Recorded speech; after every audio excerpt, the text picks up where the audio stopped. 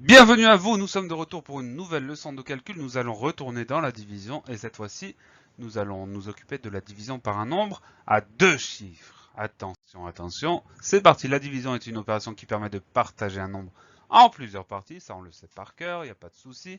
Le résultat d'une division s'appelle le quotient. Ça n'a pas changé non plus, tout va bien. On ne peut pas changer l'ordre des nombres, c'est toujours interdit. Si on fait ça, l'opération est fausse et il faut tout recommencer. Donc interdit, formellement interdit.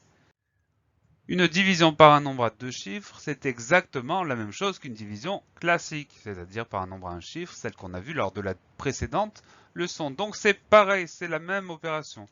La seule différence, c'est qu'on ne connaît pas la table du diviseur. Exemple. Non, pas d'exemple. L'exemple viendra tout à l'heure. Il faut donc la construire avant de commencer l'opération.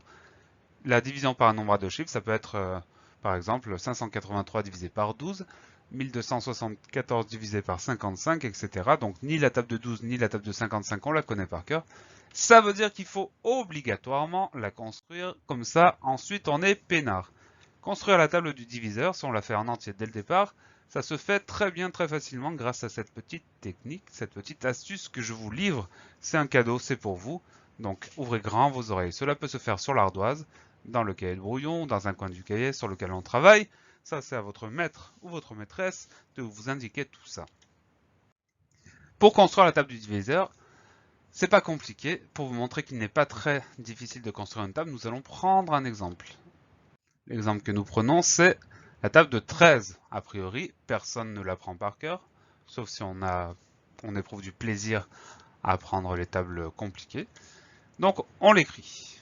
Je commence par écrire la liste des opérations, 1 fois 13, 2 fois 13, 3 fois 13, etc. Ensuite, je vais calculer les différents résultats.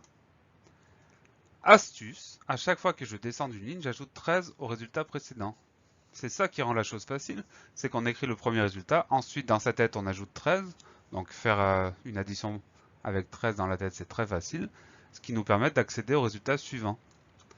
1 fois 13 ça fait 13, 2 fois 13, 13 plus 13 ça fait 26, 3 fois 13 je prends 26, j'ajoute 13, donc 26 plus 3, 29, plus 10, 39, 4 fois 13 je prends 39, j'ajoute 13, 39 plus 3, 42, plus 10, 52, etc., etc. Donc ça nécessite une petite gymnastique intellectuelle pour construire la table, mais une fois qu'on a fait ça, on est tranquille, la division sera très facile.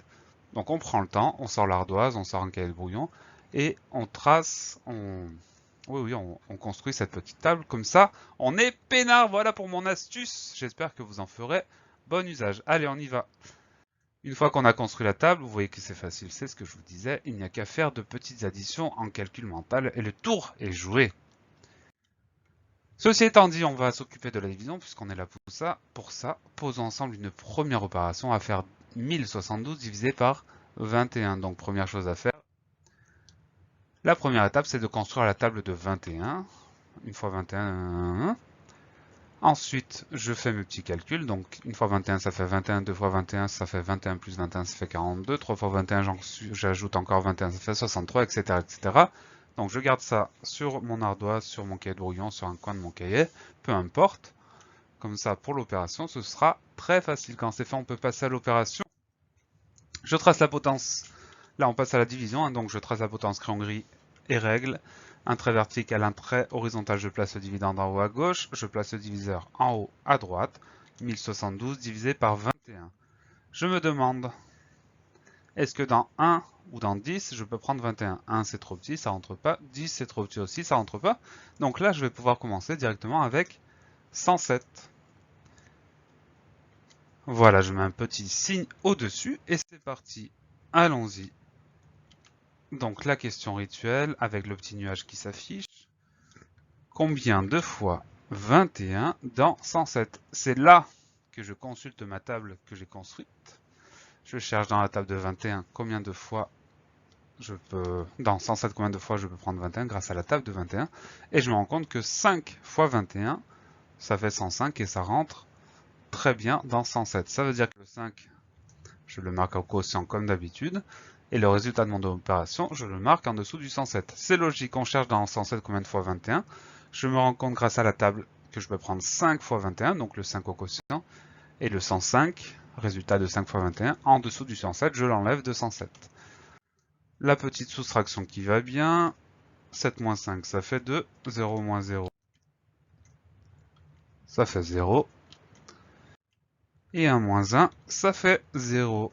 Voilà. Est-ce que mon opération est terminée? Non, parce qu'il reste encore un chiffre que je n'ai pas descendu, donc je continue.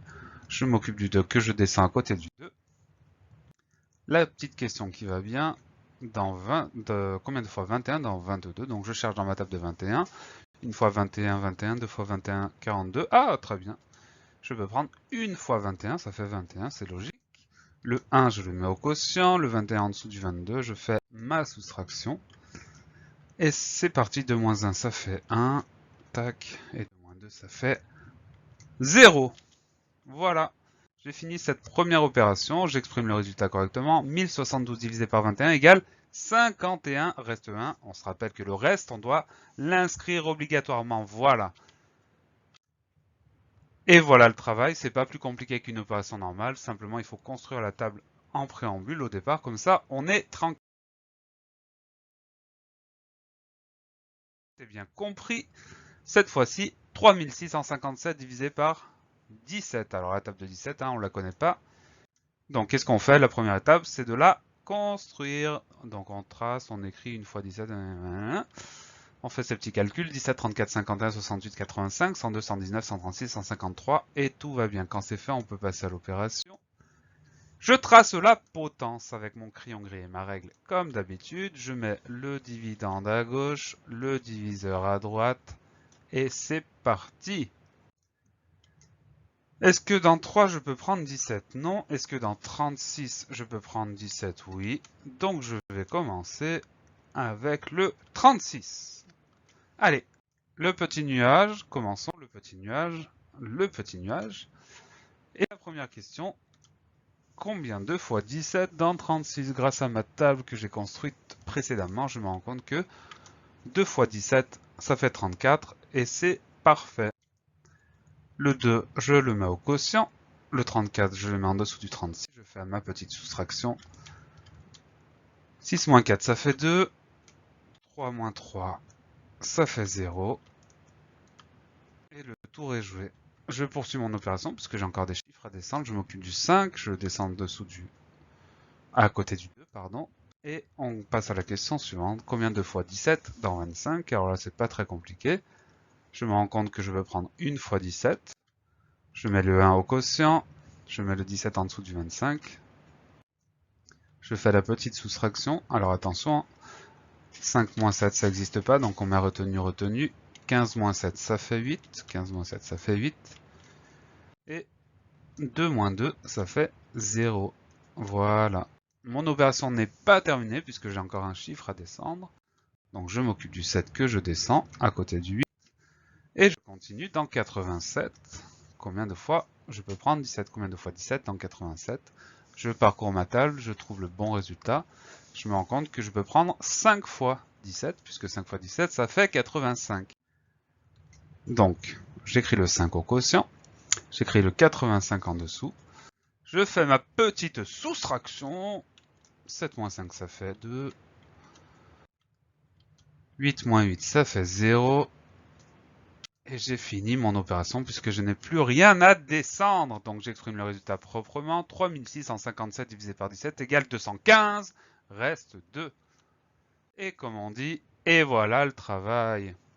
Donc en résumé, une division par un nombre à deux chiffres, c'est aussi simple qu'une division par un nombre à un chiffre.